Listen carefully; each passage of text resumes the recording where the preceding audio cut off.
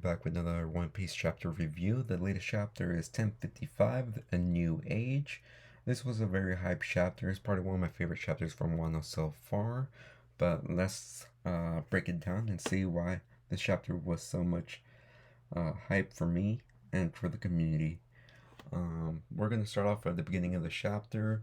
We see Kozuki Sukiyaki showing Robin and Law the secrets of Wano. They are going underneath the Wano, and as we can see, the Wano used to be way more beneath the base of the mountain, but with the walls enclosing the island, all the rainwater flooded the old Wano, and the whole town was submerged and abandoned. So maybe this is what they're talking about when Wano was a land of gold. Maybe the gold is all down there. That's a pretty fascinating little nuggets that we did get, since we did know about the koi fish that were swimming around there, and koi fish can't really swim in salt water. So this was really foreshadowed by Oda from the very beginning of Wano. As and then I like this moment between Robin and Law. I kind of ship them at the moment. They've been having more and more moments. They're both curious about the Void Sentry and unlocking the secrets. It just seemed like they're a good pairing. Kozuki Sukiyaki then shows them the Wano underneath all the water, and then we get a good shot of that. And then we arrive at the Road Poneglyph. Robin is finally seeing the Road Poneglyph. This makes 3 out of 4. The One Piece, the Straw Hat crew only needs one more before they can reach Laugh Tale, which is pretty evident that we are reaching the end game of Wano. No, the end game of One Piece, I mean. Yeah, this was hidden all the way underneath. This is the one that Kaido knew about, but they also do talk about the ancient weapon Pluton. Pretty sure this is the main reason that Kaido wanted to stay in Wano. Maybe they were trying to find it when they were digging in the caves. Maybe they were trying to see where it is located. They were digging around for like 10-15 years or however long they were there, not only for the weapons, but it looks like they were probably trying to find some more secrets from this place.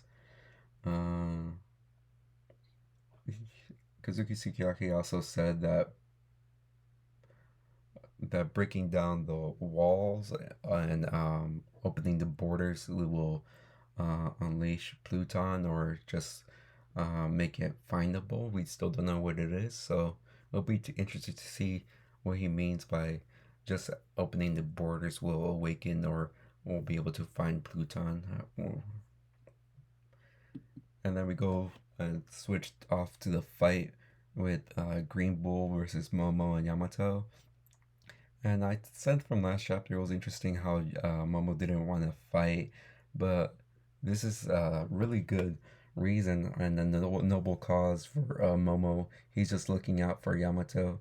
And I think this little part right here is kind of signaling that Yamato's not staying in Wano. So, is she being a Straw Hat?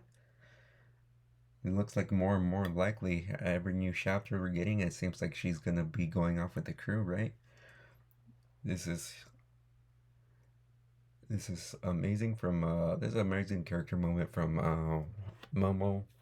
He's just wants everybody to be able to rely on them to be able to protect their own country, and him being kind of trying to show that they are able to stand on their own, or and not let them worry about them. So a little bit earlier, Raizo tried to hit Green Bull with a flame scroll, and that had no effect on him. So we know that Green Bull is at least fire resistant. which is puts more into it becomes the situation in with Sabo and what happened in the Reverie is more fascinating since Sabo is a fire guy, a flame emperor, but he is resistant to flame emperor. So this whole notion that he was a hard counter by Sabo is kind of out the window now that he himself says that he should not be susceptible to that type of weakness. But then one of the best parts of this chapter was Momo doing his Dragon Blast. It was amazing, and I felt like it was well earned. We saw last chapter that he tried and he failed. This time he did try and he did succeed. They state later on that he's not able to aim it that well, but he's not that proficient at it, but he's still able to do it, which is really great. And he did a lot of damage. He's basically did two blasts and made Green Bull regenerate back to a seedling and regrow, which is also says a lot about Green Bull. He has a lot of regenerative and stamina abilities, and he's very good when it comes to that. But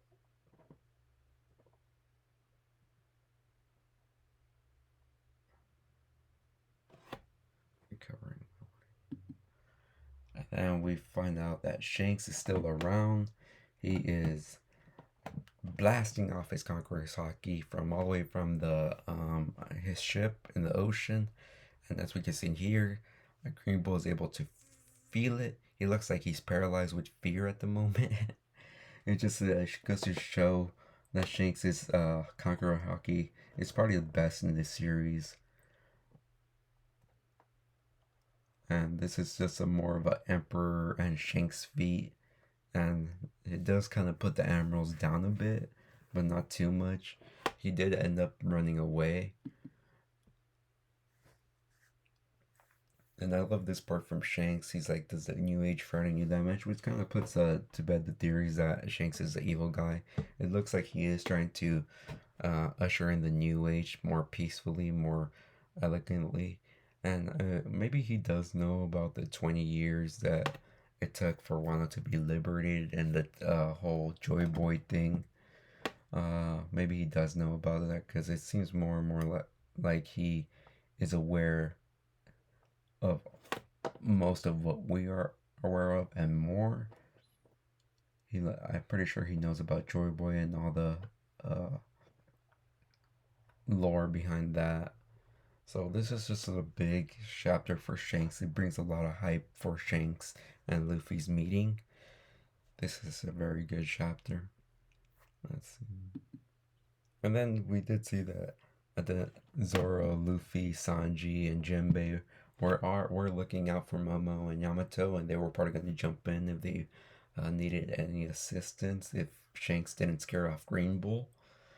And it just looks how calm and relaxed they are. It's kind of putting Green Bull in a more of a negative light. It seems like they were going to be able to handle them easily. They weren't really stressing.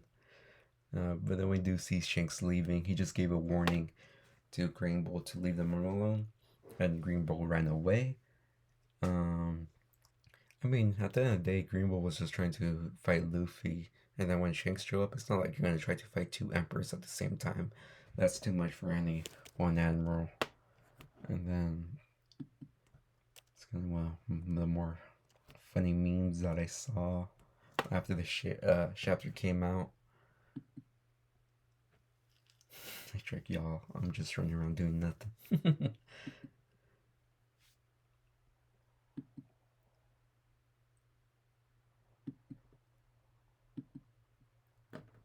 But the best part of the chapter for me is always the confirmation that we are not getting another break next week and that we are getting another chapter right after. No more, not a long wait time between the next two chapters. But